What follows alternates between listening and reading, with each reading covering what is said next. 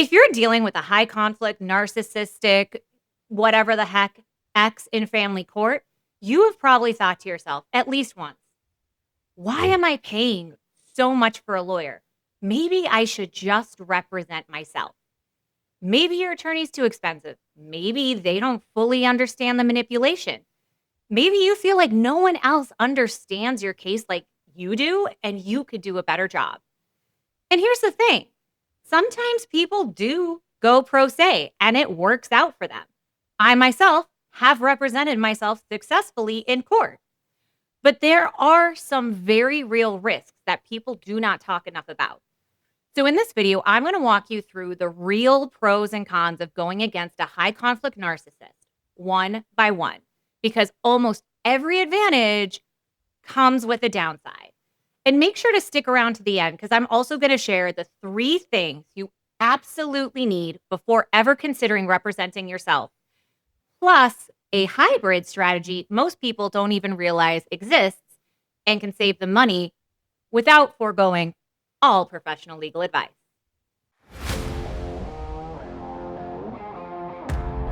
All right, so welcome back to Unfuck Your Co-Parenting with me, Livy North. By the end of this video, you are going to understand the real advantages of representing yourself, the hidden risks most people do not anticipate, and I want to give you the framework to decide whether going pro se is a strategic move for you or a mistake. The goal of this video is not to tell you what to do. It is to help you make a clear-headed decision instead of a frustrated one. So let's jump right in. Pro number 1 for representing yourself. You know your case better than anybody on earth. I mean, you've lived it. You've put up with the manipulation. You know the details of your case inside and out. Probably started keeping journals in order to create a timeline to combat gaslighting. You know all of the contradictions. And you know exactly when the other person has lied. Your attorney is probably only going to be able to see a small sliver of that story, but you have lived the whole thing. And that insight can be really powerful when you're the one presenting the inconsistencies. However, the downside to that is that you have lived all of the ridiculous amount of betrayal and manipulation and abuse. So you are emotionally attached. The downside is this: because you know the case so well, you're emotionally attached to it. The courts do not care about most of the things that you are going to feel like are important. Judges care about specific legal questions: custody factors, parenting time, financial issues, compliance with court orders. They do not care about every lie. They don't care about the insults or the manipulation in the messages you received. As I always like to say, it is not illegal to be an asshole. And one of the biggest mistakes self-represented litigants make is focusing on the things the courts simply don't care about because they are what are most important to them and their kids. Number 2, you save money. I feel like this one's kind of the obvious one because family court is insanely expensive on a good day. But with a high conflict case, they're going to be even more expensive because your ex is probably willing to drag out litigation, and legal fees can become financially devastating. So going pro se, and I think that this is the number 1 reason most people do it, including myself, can help stop that financial bleed. But the con for that is while you are saving money, you are spending a humongous amount of your time and your mental energy. Essentially, think of it as kind of a one for the other. What you save in money, you're gonna lose in time, because representing yourself means learning a totally new world. You have to learn all of the court procedures, rules of evidence, how motions work, how to introduce exhibits, how to question a witness, what discovery is, what order, where are the deadlines, what is the management system that your jurisdiction uses. And that learning curve can take hundreds of hours, which again is kind of decision you need to make. So while you may save money, you're investing a lot of your own time to understand a system that attorneys already spent years training to do. Number 3, you finally are in control of the strategy. When you represent yourself, you make the decisions. You decide which issues to pursue, what evidence to present, when you want to settle, what motions to file. One of the things that I hear most, and I felt this in my case as well, is people feel frustrated because attorneys generally will push you to settle. And sometimes they do ignore issues that you feel like are important. And representing yourself removes that frustration. But I bet you can already see this one having a huge downside. Without a lawyer, you do not have the institutional knowledge that they do. I mean, attorneys do. They bring a huge amount of experience, and not just in law, but also in your jurisdiction. They're going to know things like what arguments tend to work best in court in front of certain judges.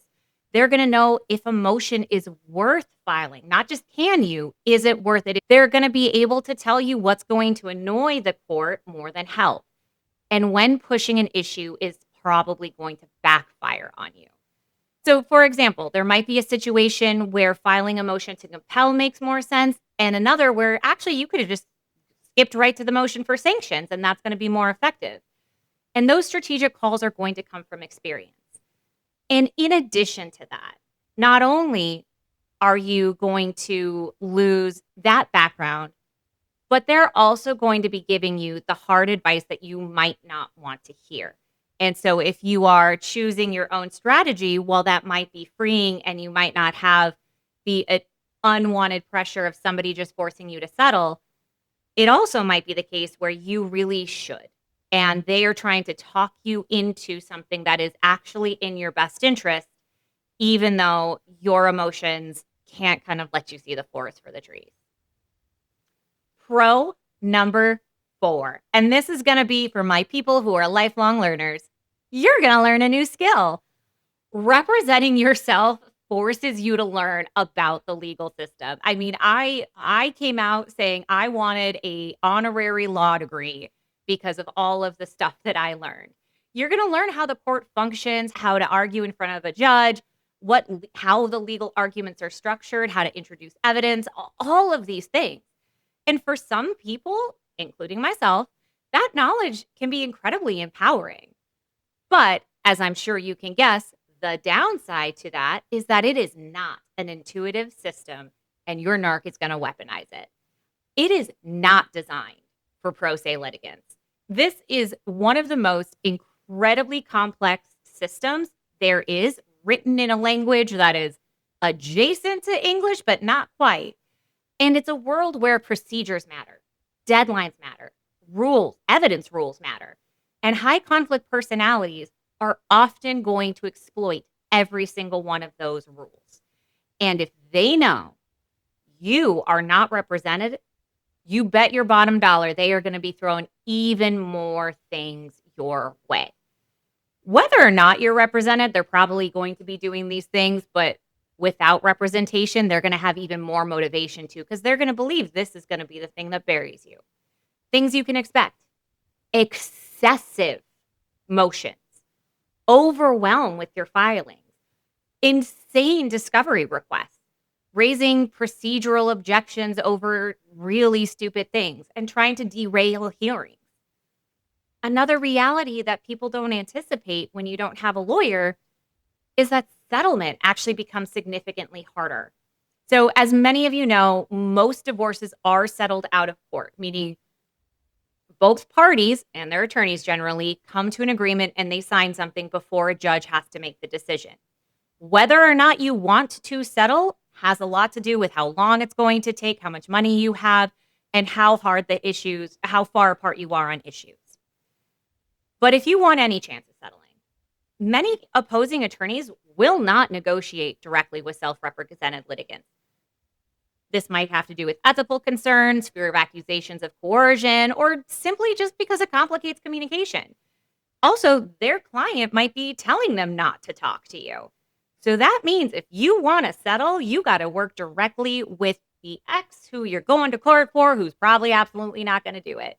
So if the other side has an attorney, that's going to probably limit your communication to formal filings instead of real negotiations, which makes settlement significantly more difficult, which isn't necessarily the end of the world, but it does take an option off your table. And lawyers watching this, for the love of Pete, please feel free to call me out in the comments. Okay, so the 3 things that you need before you face your narcissistic ex in court pro se, and you need to be so honest with yourself on this. Number 1, emotional regulation. This is non-negotiable. Your narcissistic ex is going to try to provoke you any way they can. And if you do not have an attorney, you have lost a layer of buffering between you and the person who has tortured you mentally and emotionally for however many years. They are going to make false accusation. Their attorney is probably on the same spectrum as they are, and they're going to interrupt you. They're going to bring up irrelevant issues, and they're going to try to trigger a reaction. And they're going to do this in court and before court. So it's real important to think, even if you do have an attorney, you got to have emotional regulation. But if you react emotionally in front of a judge, if you react emotionally in a text message that they can just show to a judge, if you do it in public where other people who might testify, it's going to damage your reputation so quickly.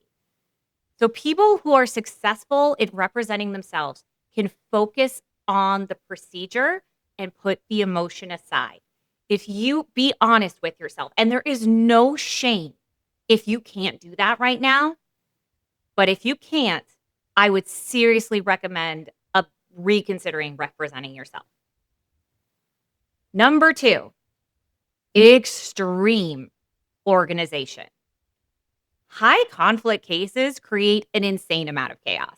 So if you go pro se, your job is to become the most organized person in the universe, because not only are you going to have to organize your stuff, you know your ex is not going to be throwing in really well organized discovery requests, and you're going to be going through so much crap. You got to organize for the both of you. This means clear timelines, labeled exhibits, documentation tied to specific legal issues, and short, focused arguments. Judges do not want to hear your long emotional explanation. They want clear facts and relevance. And if you are not the kind of person who are able to organize all of your stuff this way now, what makes you think you're going to be able to do that if you represent yourself? Again, this is not judgment. This is just giving you real tough love advice about whether or not this is a good decision. And number 3, you got to know the court. You don't have to be a lawyer, but you have to understand the structure and the process, right?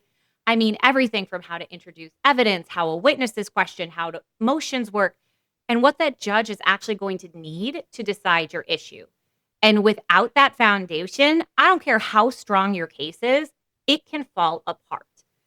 So what are you going to do to ensure that you have that knowledge? Personally, by the time I was thinking about doing this, I had gone through my entire marital settlement process. I had written motions alongside my lawyers. I had done multiple rounds of discovery, responded to subpoenas. I was on top of everything. The lawyers were organizing things, but I was also organizing my own case because I really wanted to make sure the lawyers knew what the fuck they were doing. So all of that to say, it was over a year of what I felt like was an intensive legal study in family law in my very certain jurisdiction that had 3 judges, all of which I knew on a essentially kind of a first name basis before I felt I knew it well enough to represent myself. But even then, I chose the hybrid approach, which is what I think most people don't really talk about. When you think about spending money on a lawyer, you're paying them a god-awful amount of money every month or every hour, every half hour, or 15 minutes. They're going to do what you tell them to do. It's called limited scope representation. And this is where you do a lot of the work yourself. And this is going to significantly cut down on your legal costs. You can organize your own documents, draft your own timeline, gather your own evidence. I told mine, hey, I'm doing discovery. I'm going to be writing the motions. You are here specifically to advise, but I do not have the money, because I would like to send my kids to college one day, to pay for you to do absolutely everything. I did. I had to talk to a few lawyers before I found one that I was comfortable with that, and we worked fantastic. We were a team. And honestly, when he told me that my motions were written better than a third-year paralegal, it made me feel very proud and a little vindicated. But then I had the attorney who was there to review and, most importantly, advise on strategy and, truly when I needed it, prepare for the hearing. Because the one thing I knew where my lacking was going to be was in the courtroom, introducing the evidence, understanding the procedure, understanding what I could and could not ask for. And that essentially is when I decided I was going to do the majority of the work myself and then hire an attorney at the very end. And this approach can dramatically reduce legal costs while still giving you expert legal advice. And for many people dealing with high conflict litigation, it ends up being a really good balance. So in closing, representing yourself against a narcissistic ex isn't going to be easy no matter what you choose. Even if you have the best attorney, you are going to be pulling your hair out, spending hours and hours in front of legal documentation, trying to make the best case for yourself. Sometimes it's not an option, and you have to because you are financially completely destroyed. Some people consider it because the legal system is emotionally unsustainable. Whatever the reason is, if you approach it strategically with preparation, emotional control, and organization, it is possible. The key is understanding the advantages and disadvantages and risks before making the decision. If this was helpful, please follow. We talk all things narcissistic, high conflict ex on this channel. Check me out on my socials, unfuckyourcoparenting.com, and join us again next week as we continue to help you unfuck your co-parenting.